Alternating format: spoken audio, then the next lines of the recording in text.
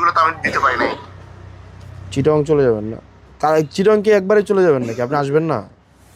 আমি ওইখান থেকে ফ্লাইট ডাইরেক্ট প্যারিসের 22 তারিখ।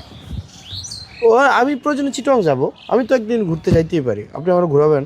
ওকে, ওকে, তাহলে তুমি আসো, ঠিক হ্যাঁ, আছে। আমি কালকে ঢাকায় গেলে তো ঢাকায় দু একদিন কাজ করে আমি চিটং গেলাম, সমস্যা কি? আমি তো কালকে ওইখানে শপথ অনুষ্ঠানে ছিলাম, মন্ত্রিসভা বিকালেরটাতে। ও, আমি ফেসবুকে পোস্ট দেখলাম আপনার। আপনি তো আমার ফোন হারাই গেছে যেদিন নির্বাচন হচ্ছে রেজাল্টের পরে, মানে I got just lost it. তো আপনি ইয়া করেন। আমি তোমাকে কল দিয়েছিলাম যে আমি তুমি কোথায়। আমি একটা সিম নতুন কিনছি, আর এটা ওই সিমটা উঠাবো। তো আপনার সাথে ইয়া হবে।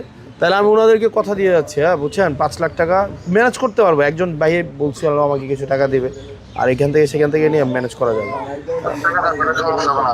হ্যাঁ, 5 লাখ যে মার্চ থেকে কাজ শুরু করতে হবে। ঠিক আছে আরিফ ভাই, তাহলে আইদার চিটংয়ে ঢাকা হচ্ছে, কথা হচ্ছে।